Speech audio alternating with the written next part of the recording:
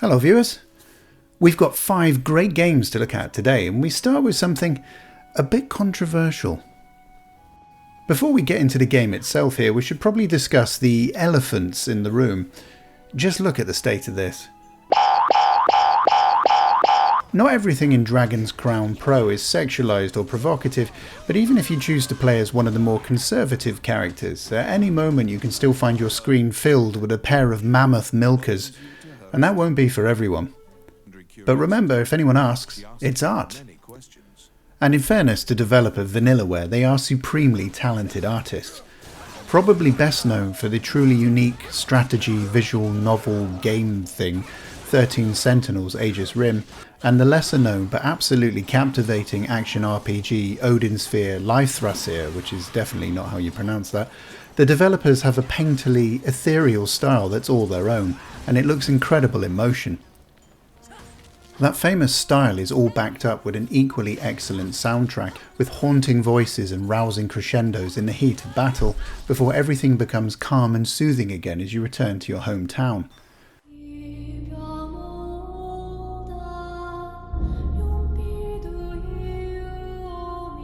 Vanillaware pitched this game as an RPG, which is probably overplaying their hand a bit. While you can level up your character and gear and take on a variety of tasks for different characters, progression is largely linear and centred around beating the living piss out of a huge variety of enemies and bosses throughout countless gorgeous stages. It's a beat 'em up at heart. Choosing from a roster of 6 stylised tropes, all of which can be lightly customised in different colour outfits, up to 4 people can play in local or online co-op. If you go solo, you can still call on the services of up to 3 pretty able AI companions of your choosing. The pool for these characters gets larger as you discover piles of bones in the world, taking them back to the town to be resurrected or laid to rest for alternative bonuses if you prefer. It all starts to look a bit like kicking out time at the Met Gala party in certain sections, and it can be a bit difficult to distinguish where you are and who's slapping who in the heat of battle.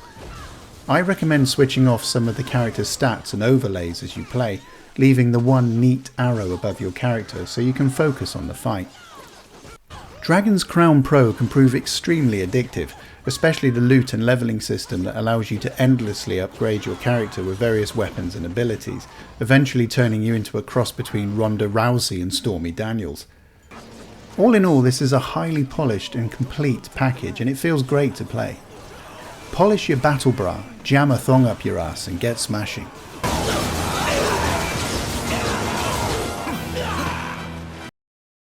Ah, the 16-bit era.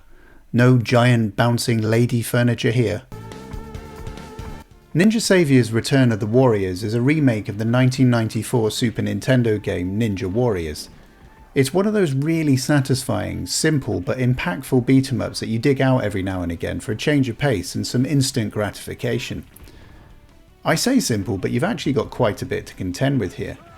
For a start, the game plays out on a single plane, moving from left to right only. There's no dodging into the background. You might think that sounds restrictive at first, but it brings about some pleasingly tactical choices as you progress. You'll get into tight fights with people either side of you, unleashing a variety of combos, dodging obstacles and traps while throwing crates and other objects into the gathering crowds, all the while trying to protect your super meter so you can create some breathing space when things get really severe. Luckily, the enemies in this game seem to take their gardening seriously, so there's always a few ride-on lawnmowers to throw around. There's some good variety in the bosses, and it's fun to experiment with each player character to figure out which is the best for taking down each one. When speed isn't working, maybe it's time for brute force, or the other way around. The one caveat here is the final boss, which you can only attack in one particularly awkward way. It's a strange way to end a game, but it's not a deal breaker. The movesets for each of the 3 available characters are nicely varied, and the animations, sound effects and general flow of the game are excellent. Ninja Saviors is one of the smoothest pixel art beat-em-ups you can play, and the controls are tight and responsive. You can unlock a further 2 characters as you complete the game, and do so again on any of the difficulties. The second unlockable character in particular is well worth the effort, trust me. Bear in mind that there are no save states, so if you want to complete the game you'll need to do so in one session, albeit with endless continues and mid-level checkpoints, and with the option of swapping to any other character if you decide that you need to change your approach. This is a great old school throwback when you're not in the mood for anything too complicated, and the 2-player co-op works really well. Get some old CRT scanlines in place, sit back and let's moan about how much bigger Mars bars used to be in the 90s.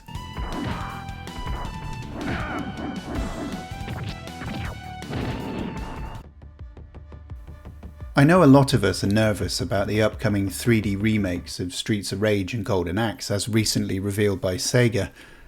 For some reason a lot of attempts to bring traditional scrolling brawlers into the third dimension have struggled, but anyone who plays Midnight Fight Express will definitely take encouragement from the fact that it can be done, and then it can be done very well. The story here starts like Sunday mornings do for many of us, I'm sure. Suffering with total memory loss as you sit almost completely naked and handcuffed, being told off by the police. Standard.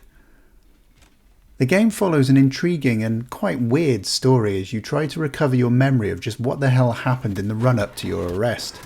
And it was quite a bit as things turn out. There's a lot of great stuff to learn in this game, but it's drip-fed to you across 40 bite-sized stages so that you never feel completely overwhelmed and forget the button inputs that you're after. Punches, kicks, grabs, throws, stomps, parries, reversals, blades, bats, guns, and brutal environmental kills, it's all here. Even the basic strikes land with impact, and after a couple of hours play and upgrading, you'll be dancing from thug to thug, Batman Arkham style, redecorating with claret and brains. There really is quite a lot of blood on offer here, and I appreciate the more adult approach.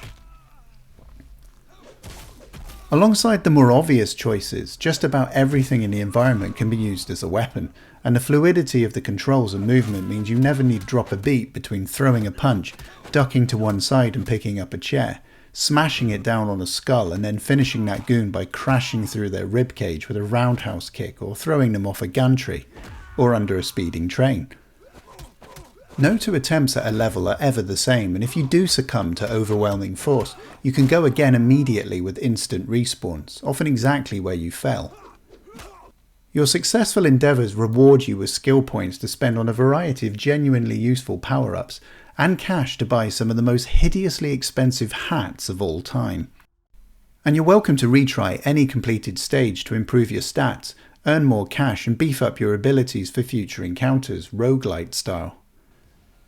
It's a shame that the story is all text-based, even though the writing is decent, but it's not one of those intrusive yarns that you can't skip through. You're only ever moments away from the action if you just want to get on with it.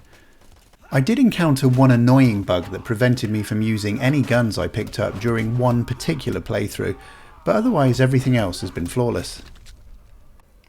Midnight Fight Express is well worth a look. It's currently free on PS Plus Extra, and it was on Game Pass until quite recently. Given the short replayable levels, I'd especially recommend it if you're looking for something while you're on your travels with a Switch.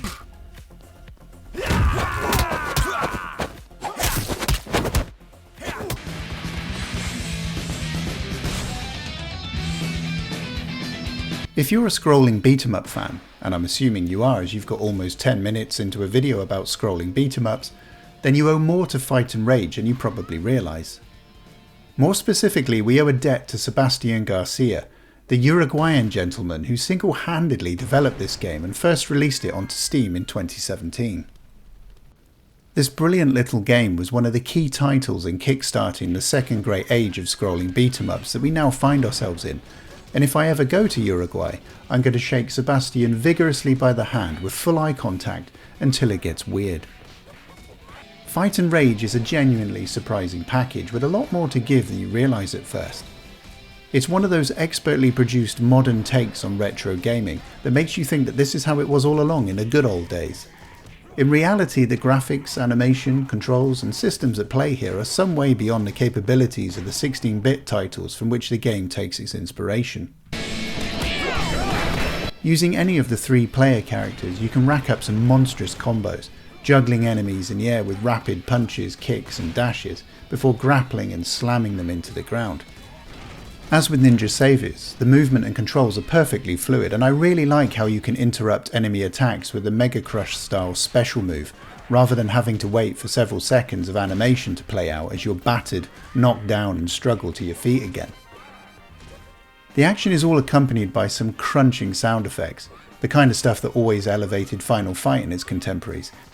And the soundtrack, again handled by just one man, will have you air guitaring like Bill and Ted through any brief pause in the action.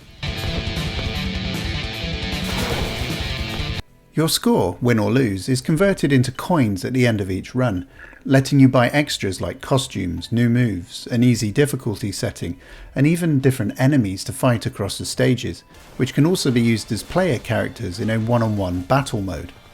Complete the game enough times on the right difficulty and you also unlock a survival mode and score challenges, in addition to the speedrun clock and 56 different endings, which depend on various factors like the route you take through certain levels that have a branching option.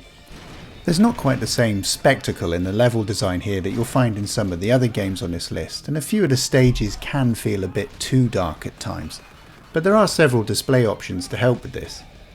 It also would have been nice to have been able to swap characters mid-campaign, but really these are very minor grumbles and nothing that will detract from your overall enjoyment of the game.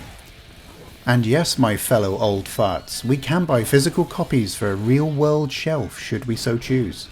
As you can with most of the games on this list actually. Fight and Rage is a towering achievement for one man, and the gaming community gladly offers its thanks for both the game and what it's meant for the wider genre today.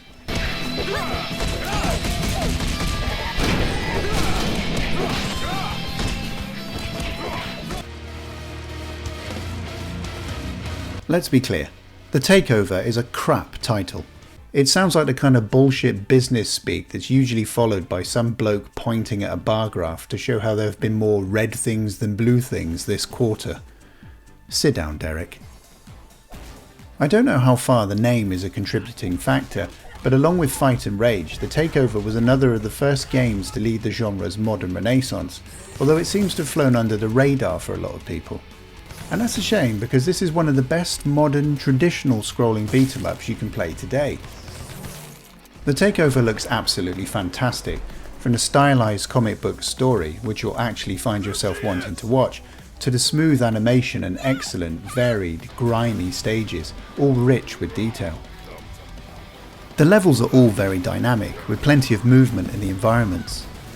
Rain lashes the deck of a massive ship, thunder and lightning silhouette mountain ranges, and giant pieces of industrial machinery clank and whir around your head as you pile forward in a factory, introducing more people to your fists. As you can see, Streets of Rage is a key inspiration, with the three main characters being Very, Axel, Blaze and Max. They all play as you might expect in terms of speed and power, but how you attack is much more interesting. Effectively, you can chain together any combination of punches, kicks, grapples and throws as your dexterity allows, until the enemy you're fighting goes down, or you take a hit yourself. It's a lot more satisfying than simply mashing the one button to see the same attack pattern repeat itself over and over. You can launch hapless goons into the air and keep them there with a flurry of strikes, building your special meter all the time for a giant screen clearing finish.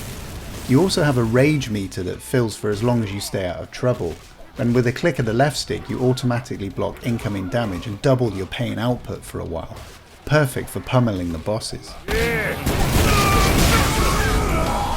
In addition to a great range of spanky blunt and bladed instruments, each character carries their own firearm, for which ammo can be found throughout the levels. This adds even more depth to the combo possibilities as you fight, and it's a great way to clear some space when things go nuts. Jackson, the game's fourth unlockable character, has a particularly satisfying sawn-off shotgun. And on top of that, you can still find assault rifles and LMGs from time to time, albeit with limited ammo. I love how generous the game is, and that just when you think you've seen everything, another great throwback to the 90s emerges. This bonkers Chase HQ style segment is a prime example, dodging trucks and blowing up cars in lo-fi 3D. My only real criticism of the TakeOver is a lack of control options. The main punch button is circle/B, with kicks mapped to triangle/Y. The latter isn't a problem, but the former might take a bit of adjustment for some gamers, and you can't reconfigure the buttons.